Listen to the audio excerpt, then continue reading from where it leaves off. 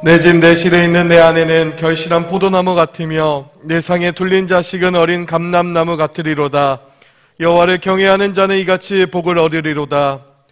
거룩하신 하나님, 어버이 주를 맞이하여 부모님을 공경하는 마음을 안고 성전을 찾아 나왔습니다. 부모님께 순종하며 섬기셨던 예수님의 모습을 기억합니다. 우리도 이 예배를 통해서 부모님을 향한 마음을 더욱 깊이 새기게 하여 주시옵소서. 이곳에서 함께하는 부모님에게 복을 더하여 주시고 하나님이 우리의 부모가 되어주심을 고백하는 사랑과 위로의 시간이 되게 하여 주옵소서. 예수님의 이름으로 기원하옵나이다.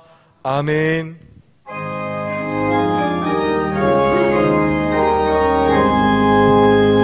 만복의 근원 하나님, 온 백성 찬송 드리고 저 천사여 찬송하세. 찬송 성부 성자 성령.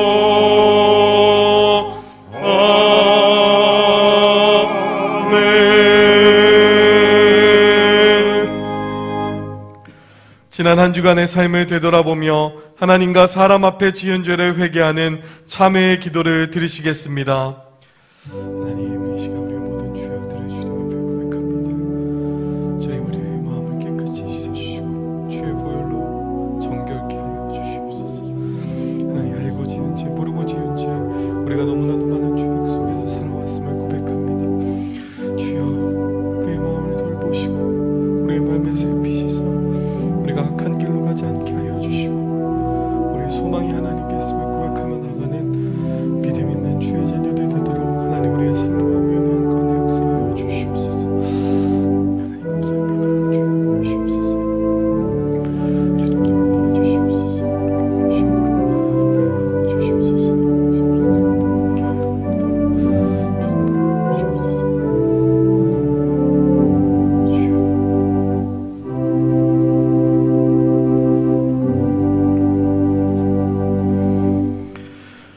그러므로 이제 그리스도 예수 안에 있는 자에게는 결코 정죄함이 없나니 이는 그리스도 예수 안에 있는 생명의 성령의 법이 죄와 사망의 법에서 너를 해방하였음이라. 아멘. 성시교독 72번입니다. 내 부모를 공경하라. 너희 하나님 나 여호와가 준 땅에서 내 생명이 길리라. 내 아들아, 내 아버지의 훈계를 들으며 내 어머니의 법을 떠나지 말라. 내 머리에 아름다운 관이요 내 목에 금사슬이니라. 너 낳은 아버지에게 청종하고 내 늙은 어머니를 경히 여기지 말지니라. 내 부모를 즐겁게 하며 너 낳은 어머니를 기쁘게 하라. 자녀들아, 너희 부모를 주 안에서 순종하라. 이것이 옳으니라. 내 아버지와 어머니를 공경하라. 이것이 약속 있는 첫 계명이니 이는 내가 잘되고 땅에서 장수하리라. 아멘. 전능하사 천지를 만드신 하나님 아버지를 내가 믿사오며 그 외아들 우리 주 예수 그리스도를 믿사오니 이는 성령으로 잉태하사 동정녀 마리아에게 나시고 본디오 빌라도에게 고난을 받으사 십자가에 못 박혀 죽으시고 장사한 지 사흘 만에 죽은 자 가운데서 다시 살아나시며 하늘에 오르사 전능하신 하나님 우편에 앉아 계시다가 저리로서 산자와 죽은 자를 심판하러 오시리라. 성령을 믿사오며 거룩한 공예와 성도가 서로 교통하는 것과 죄를 사하여 주시는 것과 몸이 다시 사는 것과 영원히 사는 것을 믿사옵나이다. 아멘.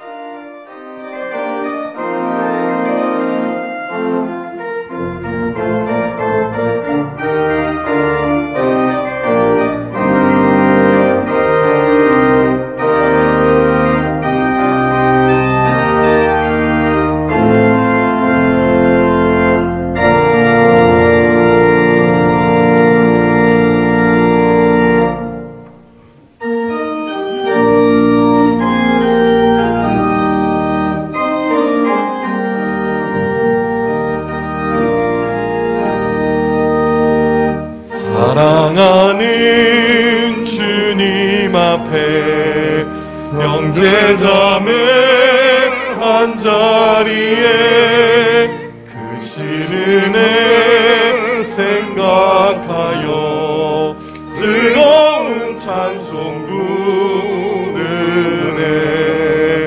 내 주 예수 오늘마다 모든 사람 내 몸같이 환난 근심 위로하고 진심으로 사랑하세. 사랑하는 주님 앞에 온갖 충성 다 바쳐서 괴로우나 즐거우나 주님만 힘써 섬기네. 우리 주님 거룩한 손 제자들의 발을 씻겨 남 섬기는 종의 도를 몸소 행해 보이셨네. 사랑하는 주님 예수 같은 주로 섬기나니 한 피바다 한 몸이루 형제여 친구들이여 한 몸같이 친밀하고 마음조차 하나 되어 우리 주님 크신 뜻을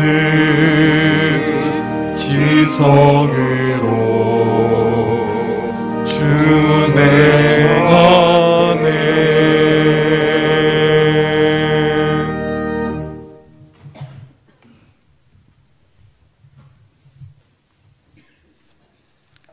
하나님 아버지, 예배를 올려드립니다.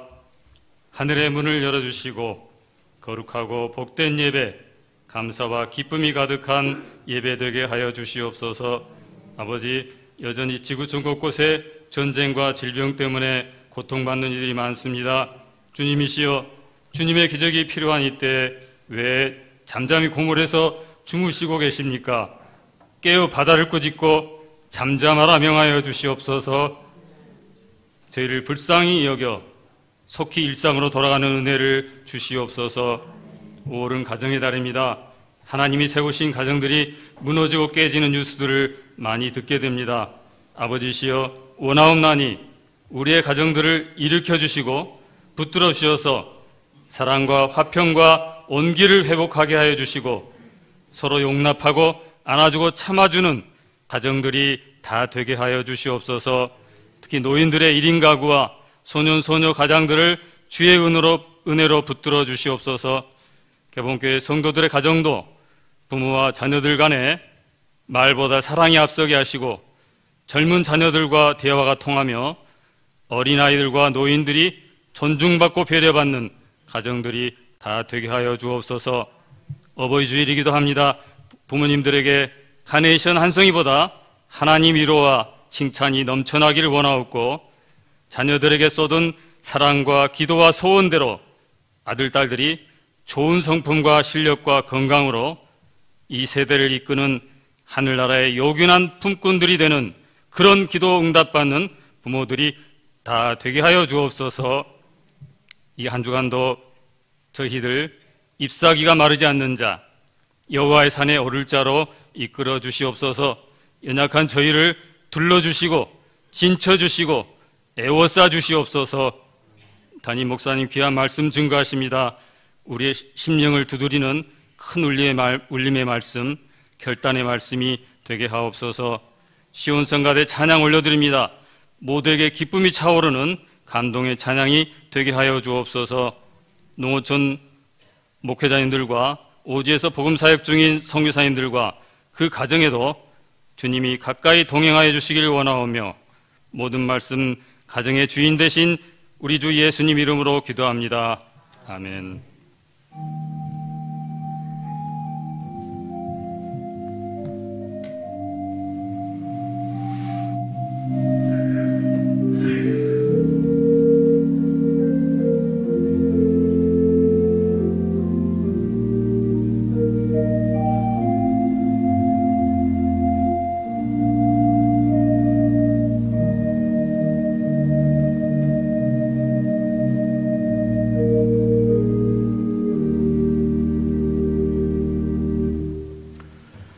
오늘 우리에게 주시는 하나님의 말씀은 두 곳입니다. 먼저 에베소서 6장 1절에서 3절 말씀입니다. 자녀들아 너희 부모를 주 안에서 순종하라. 이것이 옳으니라. 내 아버지와 어머니를 공경하라. 이것이 약속 있는 첫 계명이니 이는 내가 잘되고 땅에서 장수하리라. 두 번째 로마서 12장 10절 말씀입니다. 형제를 사랑하여 서로 우애하고 존경하기를 서로 먼저 하며 아멘.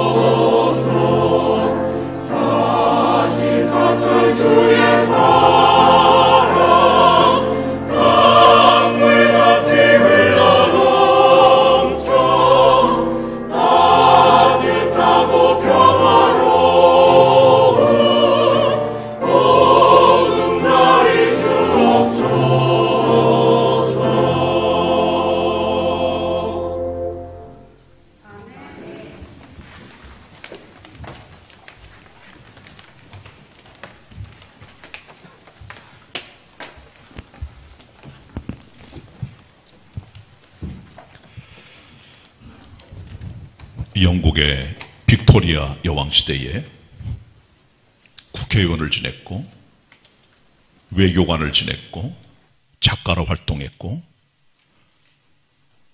홍콩의 제4대 총독을 역임했던 존 보링이라고 하는 분이 계십니다. 이분이 이렇게 가정을 말했습니다. 행복한 가정은 지상의 천국이다. 가정이란 것은 사회적인 가장 작은 기초적인 단위의 집단입니다. 하나님께서 주신 축복의 선물입니다. 가정생활은 행복해야 되고 즐거워야 되고 또 기뻐야 됩니다. 그런 많은 가정들이 그렇게 되진 않는 것 같습니다. 그것은 일단 거듭나지 않은 인간의 죄성, 해결 안 된 쓴뿌리, 상처, 아픔들인 것 같습니다. 이런 것들이 행복한 가정을 방해하고 있습니다. 하나님께서는 가정의 주인 되셔서 우리의 가정들을 복주시기를 원하십니다. 머리 대신 그리스도 예수를 가정의 주인으로 모셔드리고 행복한 삶을 살아가는 것, 하나님 원하시는 마음이신데, 가정의 달을 맞이해서 성도들의 가정이 행복했으면 좋겠습니다. 지난주일은 시편 128편의 말씀을 가지고 주로 부부와 자녀 문제에 대해서 설교했습니다. 오늘은 에베소서 6장의 말씀과 로마서 12장의 말씀 몇 곳을 보면서 함께 하나님 음성을 듣고 나가면 좋겠습니다. 오늘 설교 제목은 자녀들아, 형제들아, 그런 의미를 가지고 있습니다. 자녀들과 형제들, 가정에서 가장 근본적인 것은 부부관계와 부모와 자녀 교육의 관계인데, 또 하나의 다른 축을 이루고 있는 것은 바로 이 부모에 대한 효도, 그리고 형제 자매의 관계입니다. 이 두 가지를 함께 살펴보도록 하겠습니다. 먼저 자녀들에 대한 하나님의 가르침을 좀 살펴보도록 합시다. 효도라는 말이 있어요. 효라는 말은 섬길 효를 말하고요. 도는 도리나 이치를 말합니다. 다른 말로 하면 부모님을 섬기는 도, 이치를 말할 때 효도라고 하는데, 아주 좋은 용어라고 그렇게 생각을 합니다. 사도 바울은 에베소서 6장에서 우리들에게 부모에 대한 효도에 대한 아주 분명하면서 확실한 가르침을 주고 있는데, 다른 어떤 곳에 기록된 말씀보다도 효도에 대해서는 사도 바울이 오늘 주어진 본문에서 정말 잘 가르치고 있는 것 같습니다. 이 주어진 본문에 보면 적어도 7가지 정도의 가르침이 기록이 되어 있습니다. 에베소 6장 1절로 3절 말씀을 같이 보도록 하겠습니다. 에베소 6장 1절로 3절 합독하십니다. 시작. 자녀들아, 너희 부모를 주 안에서 순종하라. 이것이 옳으니라. 내 아버지와 어머니를 공경하라. 이것이 약속 있는 첫 계명이니 이는 내가 잘되고 땅에서 장수하리라. 여기 보면 적어도 7가지의 효도 원리가 기록이 돼요. 첫째는 자녀들아. 영어 성경은 children, 헬라 원어는 타테크나라고 되어 있습니다. 복수예요. 성경시대 사람들은 다산을 했던 것으로 보여집니다. 자녀가 한둘이 아니라 굉장히 여러 명을 낳았던 것 같아요. 그래서 부모에 대한 부양 책임이나 효도의 모습들은 여러 자녀들이 함께 나눠진 것으로 보여지고요. 바울은 그런 것들을 강조하고 있습니다. 보통 우리 대한민국의 전통적인 문화, 또 유교 문화권에서 보면은 장남들에게 지나친 십자가가 지워져 있어요. 혹은 장녀들에게. 특정한 어떤 사람에게 성경은 효도하라고 말씀하진 않아요.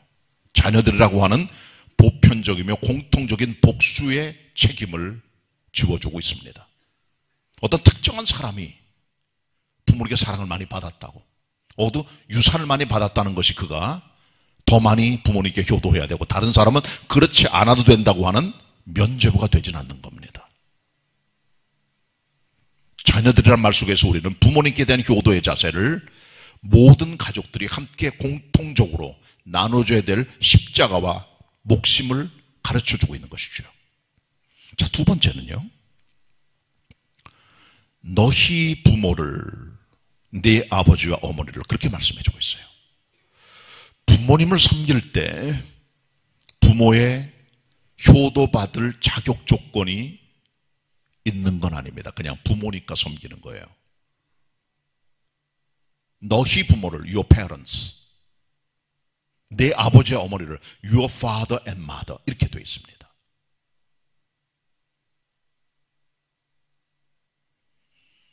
그러니까 너희 부모님께 섬기는 거예요.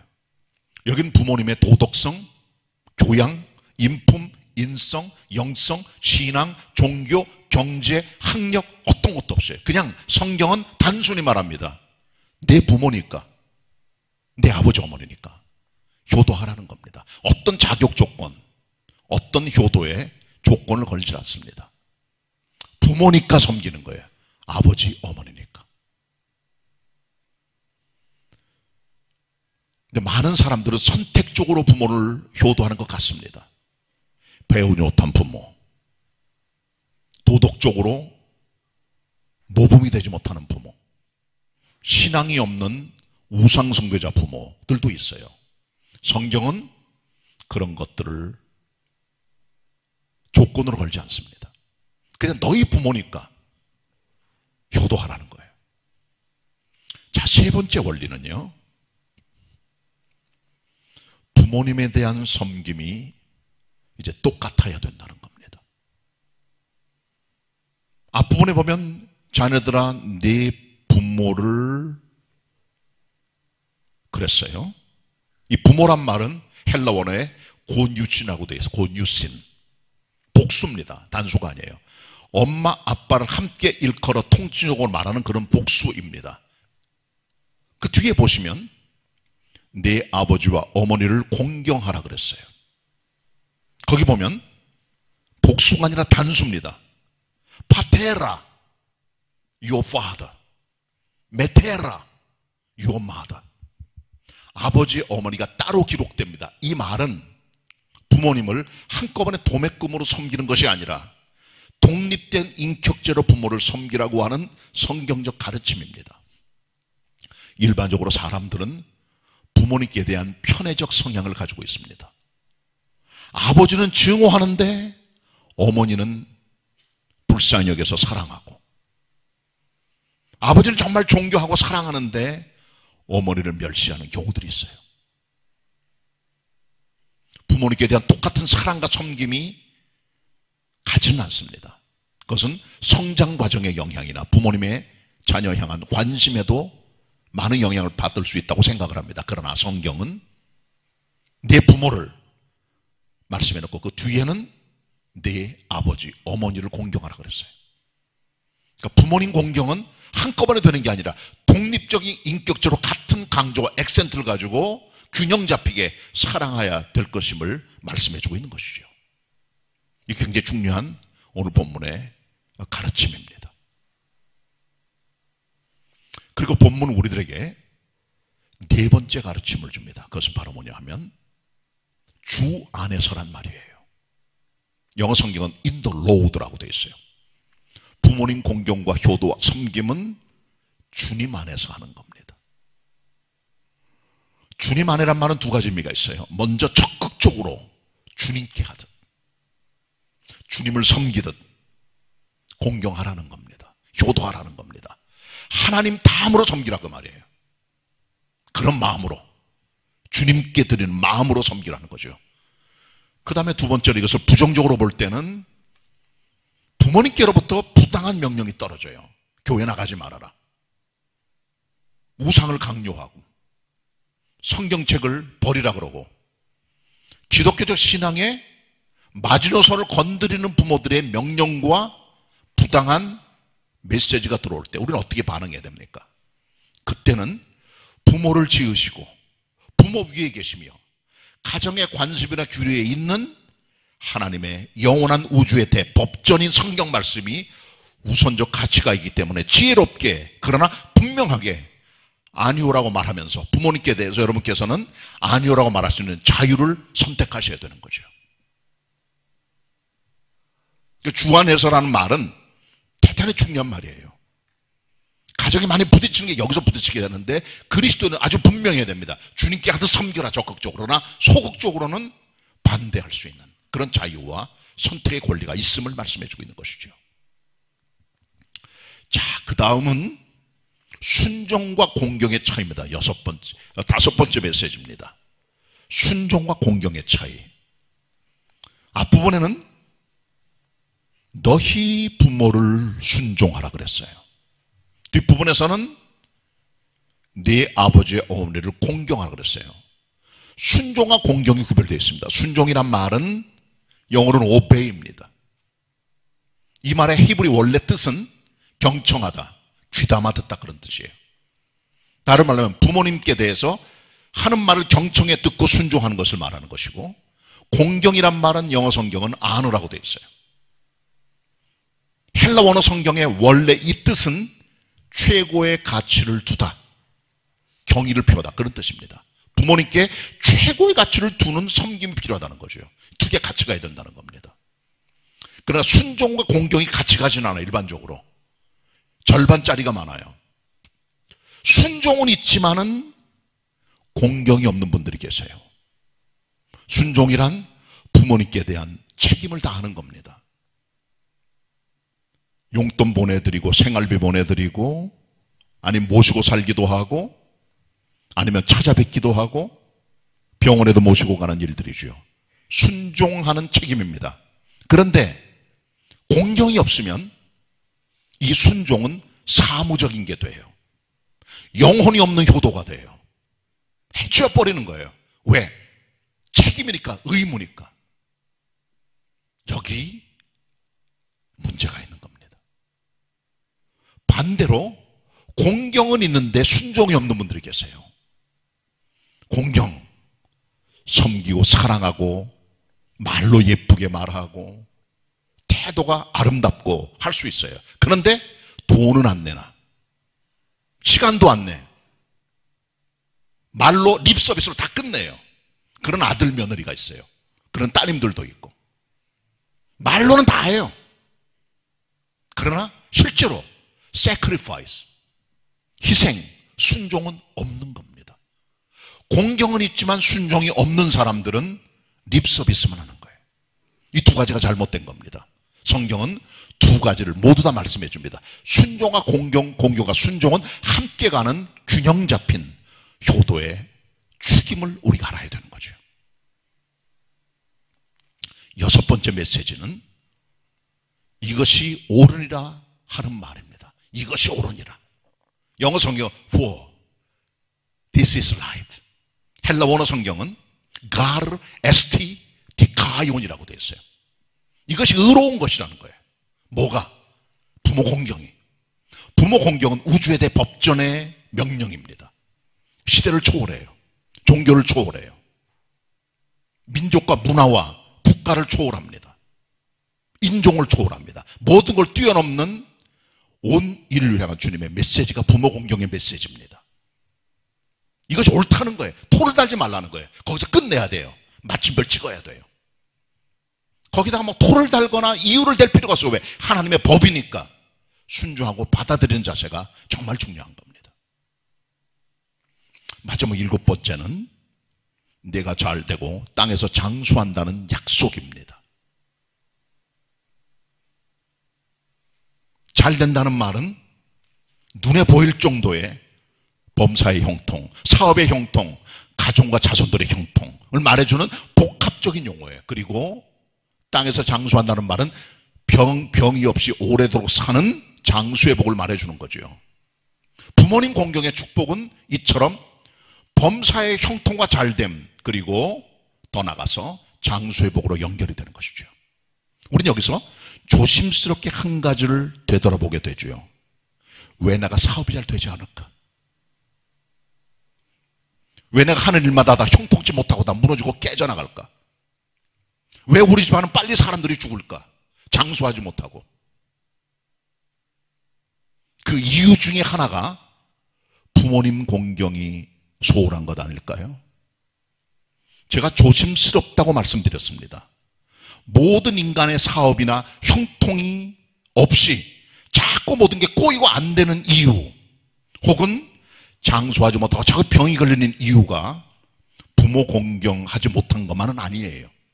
다양한 이유가 있어요. 우리의 죄도 있고 불순종도 있고 여러 가지가 있어요. 그러나 그 중에 하나의 원인이 바로 부모님께 공경하지 않음으로 사업이 잘 안 되고 형통케 되지 못하고 건강에 문제가 생기고 장수하지 못하는 집안이 될 수 있다는 사실도 하나의 가능성으로 기억하고 이런 문제 발생했을 때 주님께 물어보셔야 돼요. 하나님, 제가 뭘 잘못했습니까?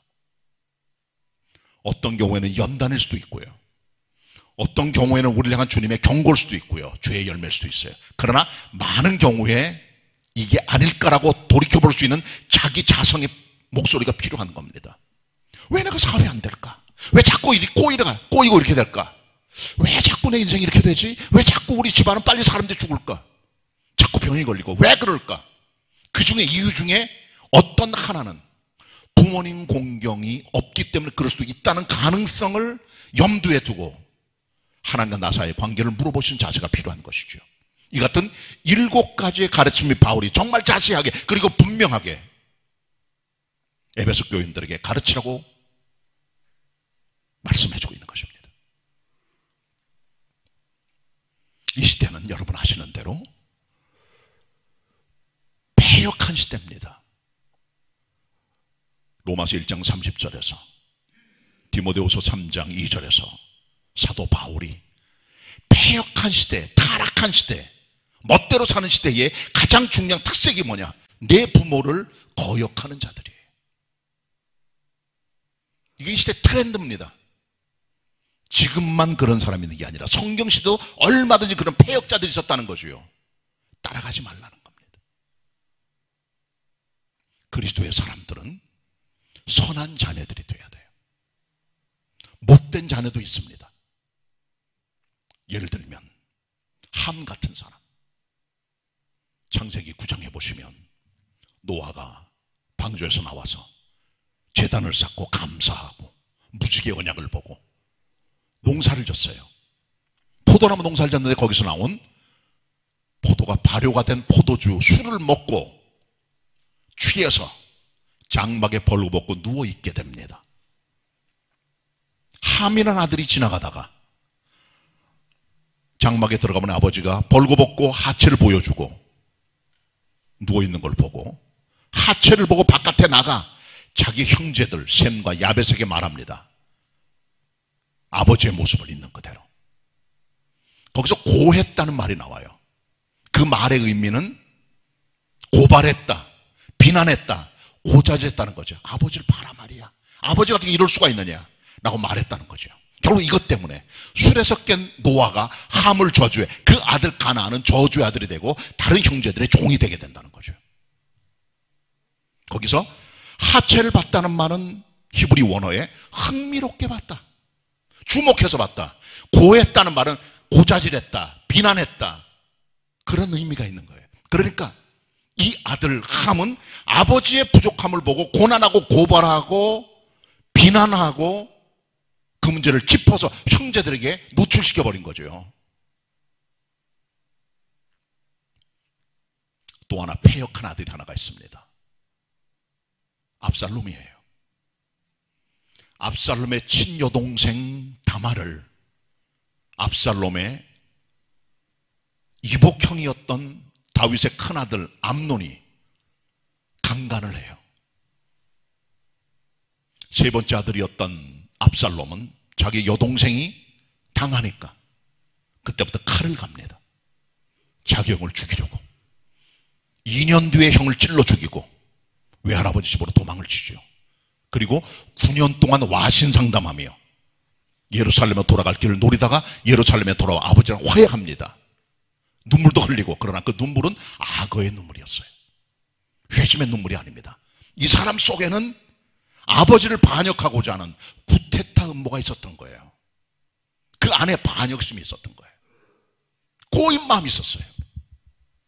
백성들의 마음을 훔치고 도적질합니다. 그리고 왕이 됨을 선포하고 아버지를 밀어내고 많은 군사를 동원해 아버지를 쫓아가서 죽이려고 하죠. 결국은 마하나미의 대전투에서 압살롬의 군대가 패망하게 되고 압살롬은 죽게 되죠. 그리고 다윗이 다시 예루살렘으로 왕으로 귀환하게 되는 스토리가 사무엘하 15장부터 18장 기록되어 있습니다. 압살롬은 배역한 아들입니다. 아버지 다윗이 한 번도 그에게 내가 왜 그리하였느냐 말한 적이 없어요. 잘생겼고 훌륭한 아들이에요. 아버지로 볼 때는 정말 사랑받는, 아버지로부터 귀염받는 아들이었지만은 이 아들은 죄를 짓고 형제를 죽이고 아버지께 반역하는 철천지 극악한 아들의 모습으로 나타나게 된 것이죠.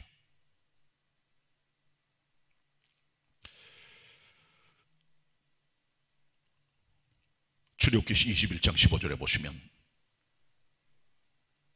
부모를, 아버지를, 어머니를 치는 자들, 친다는 건 때린다는 거예요. 그런 자식도 있어요. 반드시 죽여라. 그 배역함을 보고. 레위기 20장 9절에 말씀합니다. 그 아버지나 어머니를 저주하는 자, 욕을 하는 자 반드시 돌로 쳐 죽여라. 그렇게 말씀해주고 있어요.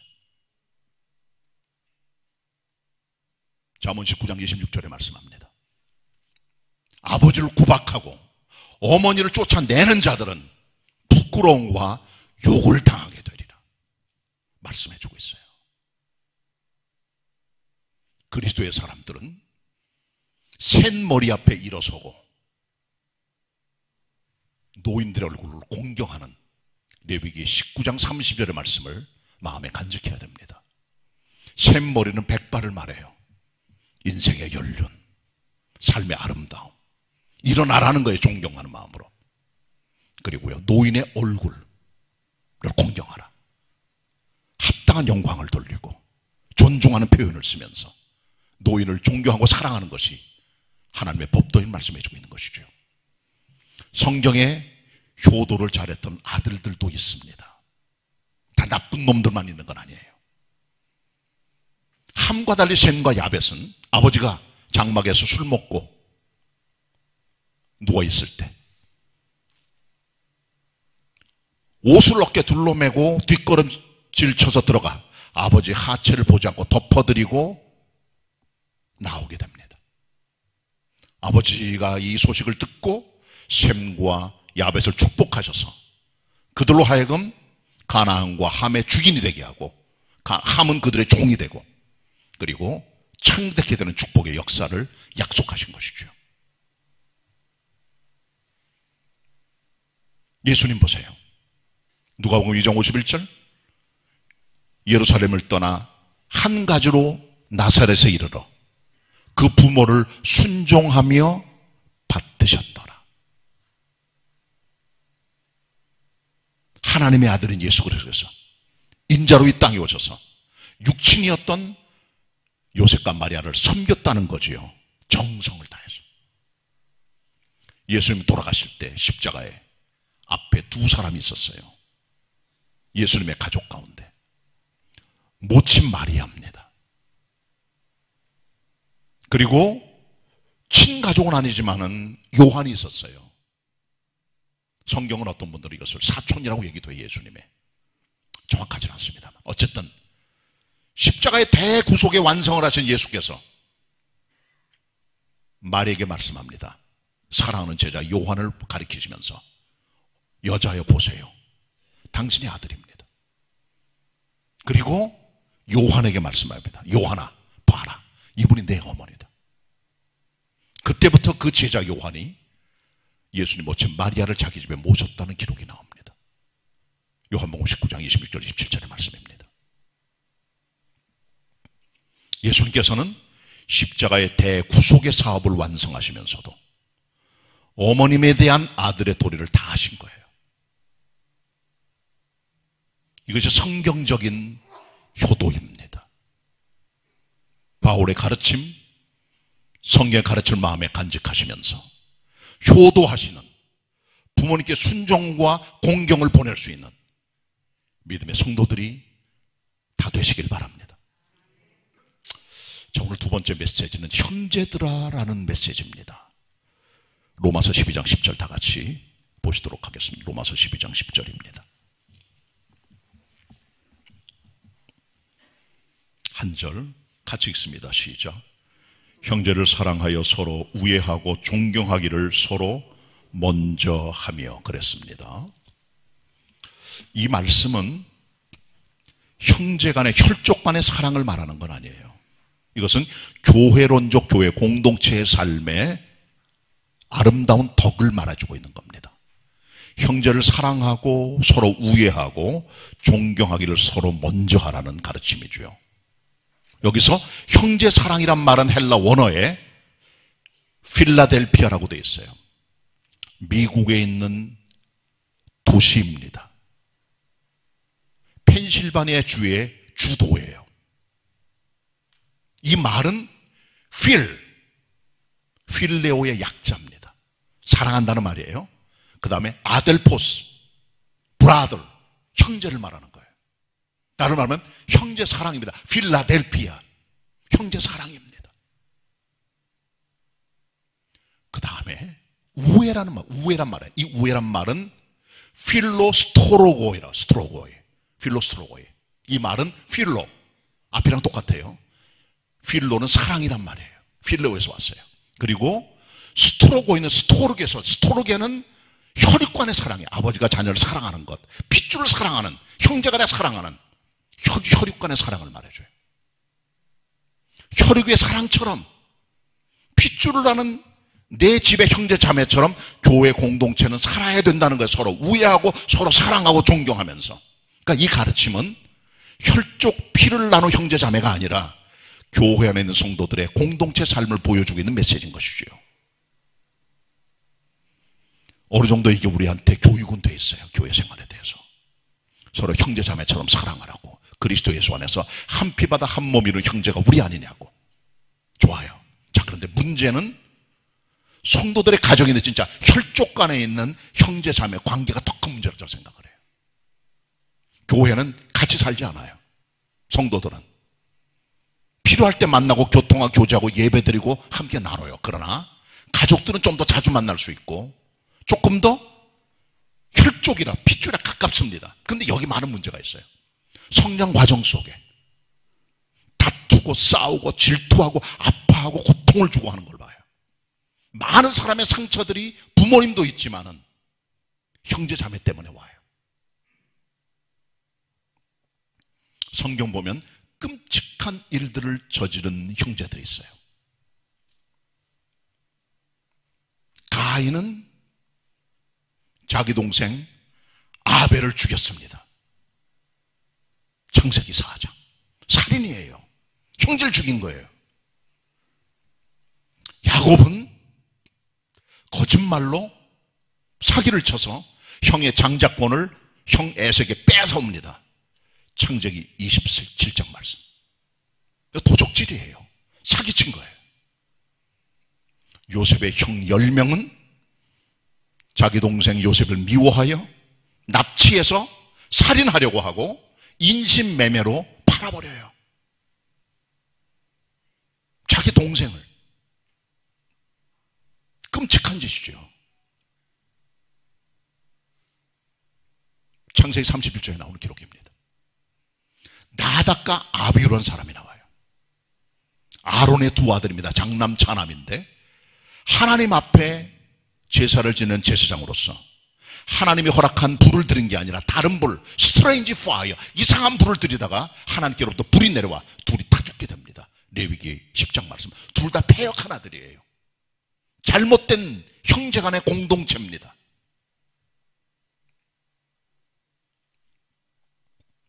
사무엘상 1장에서 4장까지 보시면 홈리와 비느하스라고 나와요. 엘리 선지자의 두 아들인데 둘 다 제사를 멸시하는 불량자였다. 성경은 말합니다. 결국은 전쟁터에 나가 한꺼번에 둘 다 죽게 되죠. 하나님의 심판을 받아. 이 불량자들이에요. 이 아들은. 둘이 똑같아. 형하고 동생이. 그런 사람들도 있습니다. 사사기 9장에 보시면 기드온의 아들 아비멜렉이 형제들 70명을 모아놓고 집단 학살을 해요. 그리고 자기가 왕이 됩니다. 그 중에 하나는 도망을 쳐서 살아남게 되지만 69명을 죽여요. 아비멜렉이. 형제 집단 학살입니다. 사무엘상 8장에 보시면 위대한 하나님의 종 사무엘 선지자가 아들이 둘이 있었어요. 요엘과 아비야. 둘 다 사사가 됩니다. 근데 이 두 사람 다 이 일을 취하려고 뇌물을 받아 재판을 굳게 했다 그랬어요. 이 보면 형제들이 함께 죄를 많이 져요. 얼마 전에 614억 5천만 원을 횡령한 우리은행 차장급의 직원이 구속됐습니다. 외국에 있는 회사와의 계약금을 보존해 두고 있었는데 그 계약이 무산되면서 이 돈이 잠겨 있었어요. 허점을 보고 614억 5천만 원을 빼돌린 겁니다. 그 중에 100억은 자기 동생이랑 함께 작업을 해서 동생 부자에 100억을 보내고 동생 그거 가지고 사업을 했어요. 80억은 날리고 20억만 남게 돼요. 경찰이 물어보면 돈 다 어디 했느냐? 다 날라가 버렸다. 거짓말하고 있는 거죠. 형제는 용감한 겁니다. 죄악의 파트너, 범죄 파트너가 된 거예요. 이게 홈리와 비나스, 나닥과 아비우 같은 사람들이에요. 형제들이지만은 죽이고 팔아먹고 거짓말치고 사기치고 때리고 인신매매하고 죽이려고 하고 미워하고 하나님 멸시하고 살아가는 거예요.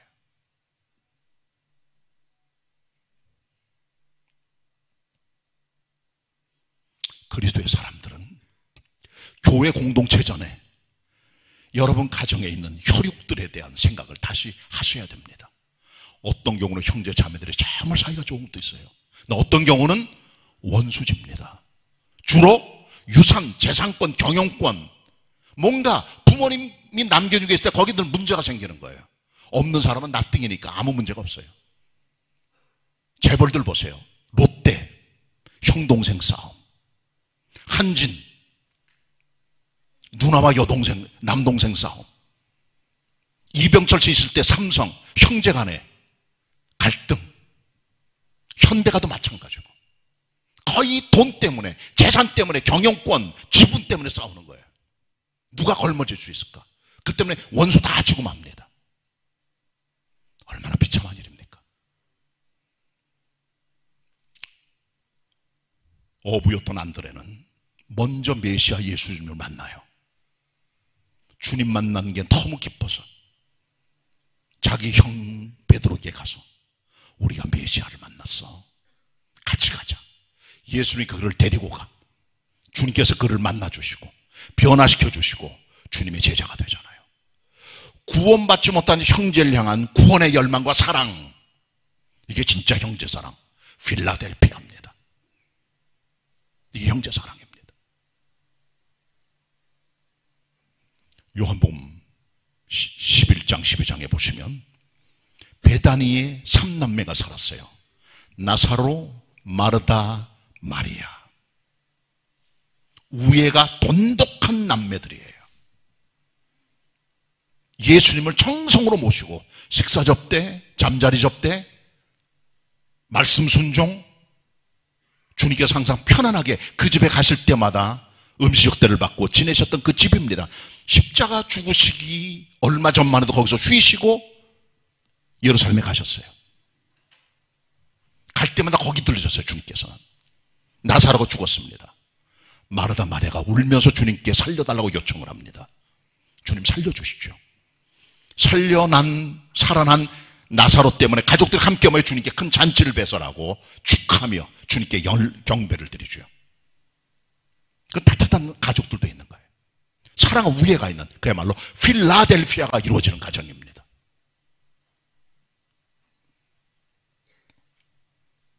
형제 자매들 사이에 관계가 벌어진 가족들이 꽤 있습니다. 우리가 당사자일 수도 있어요. 먼저 화해하고 용서를 구하고 사랑하고 문자 보내고 같이 밥 먹고 전화하고 하면 얼마나 좋을까요? 그러기 전에는 여러분 인생에 늘 찝찝한 한 구석에 어둠이 있게 되는 겁니다. 부모님께 순종도 좋지만 부모님의 소망 중에 하나는 형제간에 우애하는 거예요. 그때 부모님도 밥맛도 있게 되고 행복하게 되는 겁니다. 그게 효도입니다. 또한 어떤 의미에서는 이 형제나 자매들 사이의 우애나 사랑에 대해서는 가정의 달에 설교도 잘 안 하고 다루질 않아요. 도외시돼 있어요. 그러나 가장 중요한 가정을 이루는 요소 중에 하나가 바로 형제 자매들의 따뜻한 형제 우애의 힘을 우리가 기억해야 되는 겁니다. 여기서 아름다운 사랑의 가정의 모습들이 일어나게 되는 거예요. 자녀들아, 효도하라는 겁니다. 형제들아, 우애하라는 겁니다. 두 가지 말씀 기억하시면서 말씀 붙들고 행복한 가정을 만들어가는 성도들 다 되시기를 바랍니다. 기도드리겠습니다. 하나님, 자녀된 성도들 부모님께 효도 다하게 하옵소서.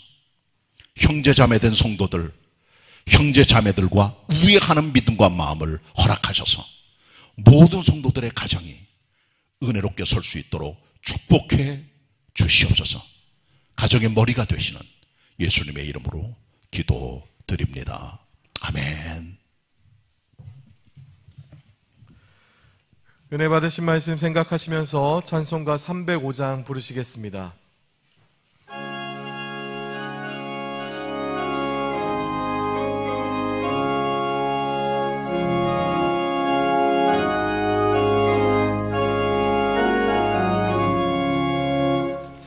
사철의 봄바람 불어있고 하나님 아버지 모셨으니 믿음의 반석도 든든하다. 우리 집 즐거운 동산이라. 고마워라 임마누엘, 예수만 섬기는 우리 집. 고마워라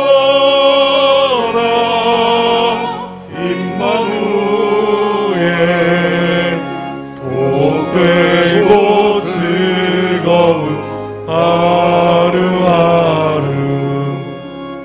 어버이 은혜를 보이시고 동기들 사랑에 묻혀있고 기쁨과 서름도 같이 하니 한간의 조가도 천국이라. 고마워라 임마누엘, 예수만 섬기는 우리 집. 고마워라 임마누엘, 복되고 즐거운 하루하루. 아침과 저녁에 수고하여 다 같이 일하는 온 식구가 한 상에 둘러서 먹고 마셔 여기가 우리의 낙원이라. 고마워라 임마누엘, 예수만 섬기는 우리 집. 고마워라 임마누엘, 복되고 즐거운 하루하루.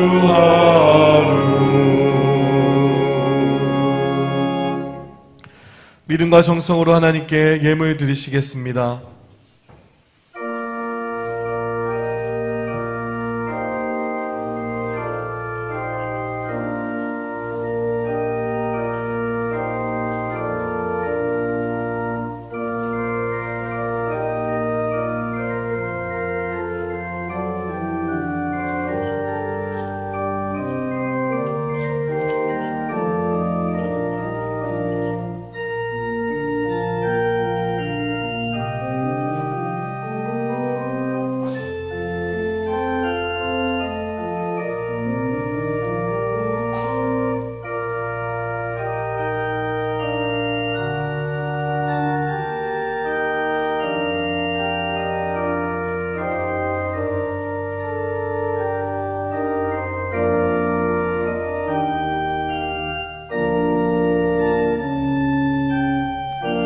다 같이 일어나셔서 봉헌 찬송하시겠습니다.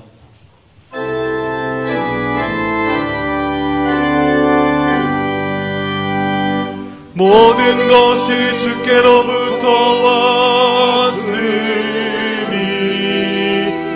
이 예물을 주께 바치나이다.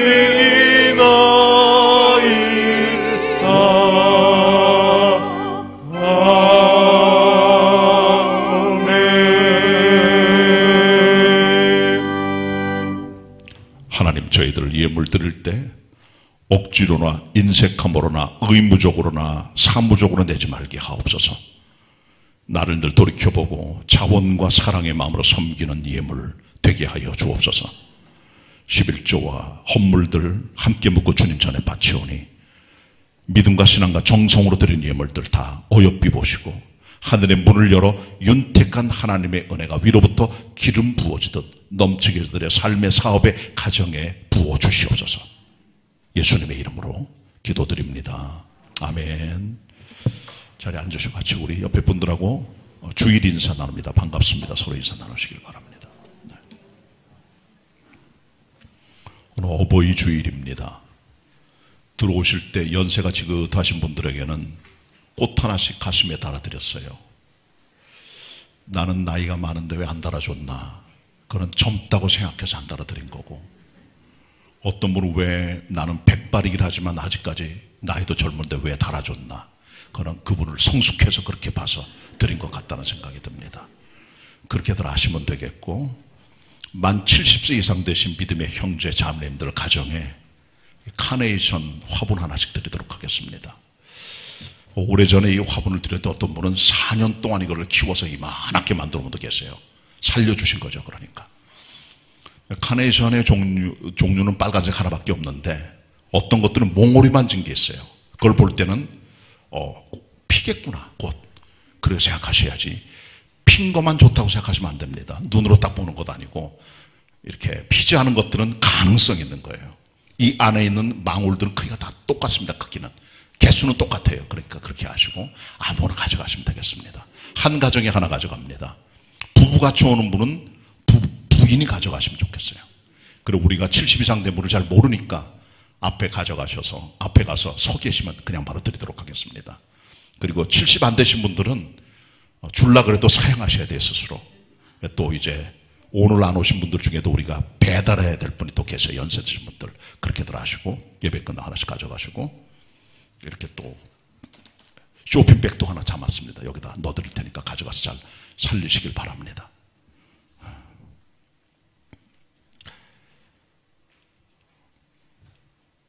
예배 인원 제한은 완전히 사라진 것 알고 계시죠? 아무 때나 예배당 오실 때 마스크만 쓰시고 오시면 됩니다. 편안하게 오시면 되고요. 코로나19 완전히 사라진 건 아니에요. 아직까지 2만 명대가 계속적으로 확진자가 보고되고 있습니다. 우리 교인들 중에도 걸린 분이 계시고요. 그렇게들 하시고 오실 때는 꼭 마스크 쓰시고, 그리고 손소독 자주 하시고, 그 다음에 발열체 걷고 하시고 들어와 주시길 부탁의 말씀을 드립니다. 교회 학교도 정상으로 다 예배를 그대로 진행되고 있고, 물론 비대면 하는 분들을 위해서는 온라인 실시간 예배도 같이 진행이 되고 있음을 기억하시고 동참하시면 되겠습니다. 그러나 가급적 교회에 나와서 직접 현장에서 하나님께 예배하는 그런 기쁨을 맛보는 여러분이 되시기를 권면을 드립니다. 새벽기도 수요예배 그대로 진행이 되는데 화요 공부는 줌으로 진행되니까 신청할 분은 아직까지 늦지 않았을까 신청해 주시고, 이번 수요일은 공동구역 예배를 교회에서 드리게 됩니다. 10시 반에 나오셔서 공동예배 드려주시길 바랍니다. 대신방 지금 계속되고 있고요. 지금 신방 추가 신방입니다. 기본적인 거 다 끝났습니다. 추가 신방 받으시길 바라고, 오늘 예배 마치면 바로 이어서 재직회는 장로, 안수집사, 권사, 서리집사들까지가 동참할 수 있는 그런 분들입니다. 그렇게들 하시고 예배 후에 가지 마시고 재직들로 남아서 또 교회를 알고 살펴주시길 부탁의 말씀을 드립니다. 5월중 주의 행사가 있습니다. 교회학교 교사주일은 다음 주일입니다. 교사들 위로해 주시길 바라고, 수험생들이 있어요. 고3이나 제도 전환 학생들, 이들을 위한 기도 파트너, 기도해드리는 파트너를 다음 주에 선정하는 일이 있으니까 기도해 주시길 바랍니다. 그리고 5월 넷째 주, 다다음 주일부터 우리가 말씀과 함께하는 40일을 하게 됩니다. 책자를 지금 만들고 있어요. 이 책자에는 성경 필독을 40일 동안 하도록 보통 한 장 정도가 됩니다.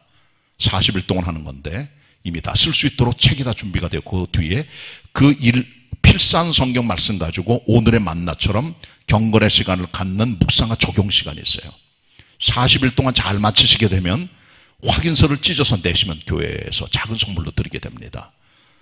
5월 23일 날 일제 시작을 하게 되고 개인이 하는 겁니다. 그리고 조금 늦게 시작하는 분들은 8월 31일까지는 해 주셔야 됩니다. 전 교인들에게 다 이 책자를 나누를 예정이니까 받아가셔서 경건에 힘써 주시고 자세한 거는 좀 더 있다 나중에 설명해 드리도록 하겠습니다. 5월 마지막 주일 해외 선교 주일인 것 잊지 마시길 바랍니다. 지난 월요일 날 대청소하신 우리 자매님들 정말 감사드려요. 수고하셨습니다. 교회 다용도 수납장 코인원하실과 행정실에 2점을 헌납한 집사님 계세요. 감사드립니다. 그리고 이명선 선교사님, 니카라과의 사역한, 니카라과는 중남미죠. 그러니까 사역하신 우리 선교사님 오늘 예배 참석하신 좀 일어나 주시겠어요? 네. 사모님 계신데 오늘 혼자만 이렇게 오셨습니다. 예배 참석하시고 우리가 코로나라 선교복은 하지 못합니다. 양해해 주시고 니카라과에서 지금 신학교 사역 그리고 이제 교회를 개척해 사역하고 계시는데 잘 될 수 있도록 많이 기도해 주시길 부탁의 말씀드리고 여러분 박수로 환영해 주시길 바랍니다. 네, 고맙습니다. 감사합니다. 네, 고맙습니다. 나중에 기회가 되면 나오셔서 니카라과에 대한 선교 보고 다시 받도록 하겠습니다. 고마운 말씀을 전해드립니다. 박경희 집사님, 우리 같은 노회에 있는 목사님의 어머님이신데 우리가 등록교인이세요. 몸 안에 암이 번져서 지금 위독한 상태가 돼서 구로고대병원에 호스피스 병동에 지금 입원하셨습니다. 여러분 기도 요청합니다. 그리고 박도홍 집사님, 구로구청장 후보로 나왔는데 당내 경선에서 후보로 확정이 돼서 이제 6월 1일 본선에 나가시게 됐습니다. 위에서 여러분 기도해 주시기를 부탁의 말씀을 드립니다. 교회 소신 요만큼 여러분들에게 말씀을 드렸습니다. 금주 찬양 부를까요? 우리 모두 한 가족. 1절 다 같이 부르시겠습니다. 2절은 우수영 집사님 솔로 해주세요.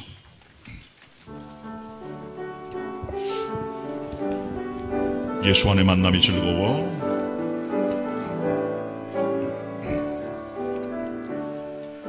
예수 안의 만남이 즐거워 사랑 깊은 평화 넘쳐 흐르고 주의 은혜 나누며 기도할 때 근심 걱정 사라지네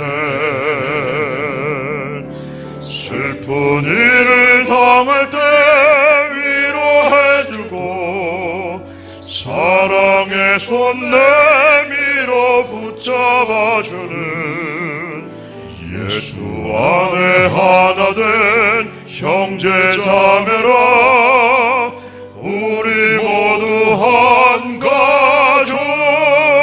우집사님 마음과 뜻과 정성을 다하여 은혜로운 주 말씀 힘써 전하고 때론 낙심의 눈물 흐를 때에 십자가를 생각하네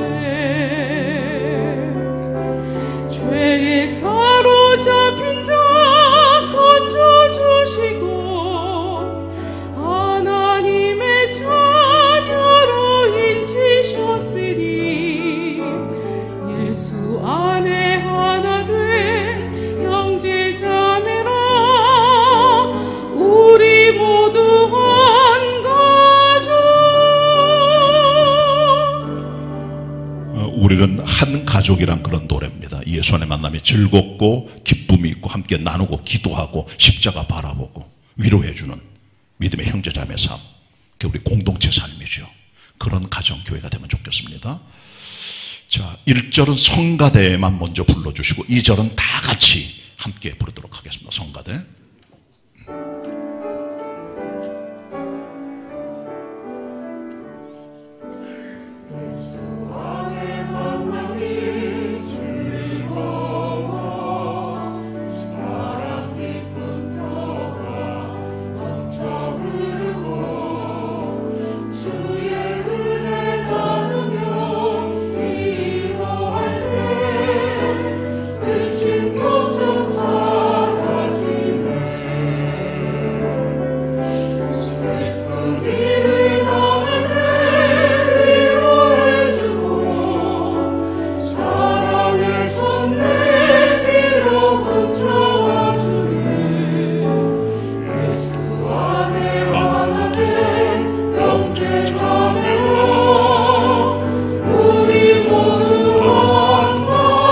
같이 합니다. 2절. 맘과 뜻과 정성, 맘과 뜻과 정성을 다하여 은혜로운 주 말씀 힘써 전하고 때론 낙심의 눈물 흐를 때에 십자가를 생각하네.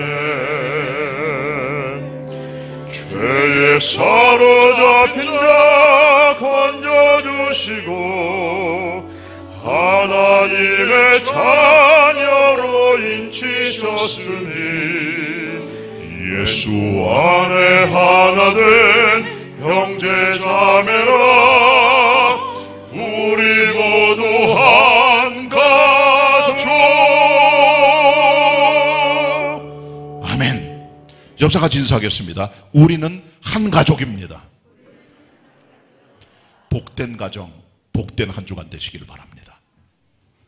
예배 끝나고 죄짓게 잊지 마시길 바라고 꼭 화분 받아가세요. 고맙습니다. 다 같이 일어나셔서 찬송가 369장 2절 부르신 후에 담임 목사님께서 축도해 주시겠습니다.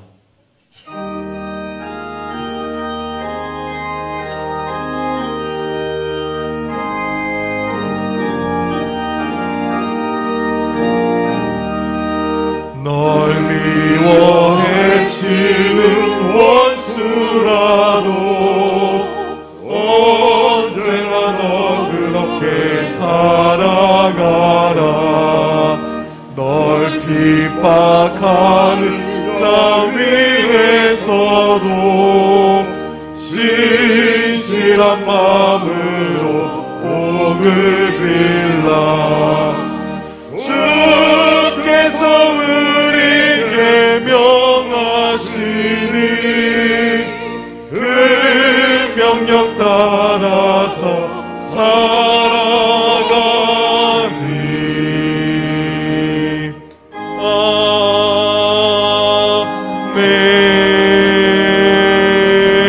아멘. 지금은 가정의 머리가 되시는 예수 그리스도의 은혜와 성부 하나님 아버지 영원히 변치 않는 우리를 향한 영원하신 사랑하심과 성령님의 우리를 도와주시고 위로해 주시고 함께 하시고 역사하심이 하나님의 성전에 올라와 아니면 삶의 자리에서 예배드리는 모든 우리 성도들 위해 함께 교회 나오고 싶어도 몸이 불편하거나 요양원에 있으며 주님을 사모하는 연세대신 믿음의 형제 자매님들 머리 위에 흩어진 개봉의 가족들 위해 교회 학교 학생들 위해 전 세계 흩어져 있는 우리가 돕고 섬기는 37가정의 선교사님들 60곳의 국내 선교지 하나님의 종들과 일꾼들 위해 영원히 함께 하시옵기를 간절히 축원하옵나이다. 아멘.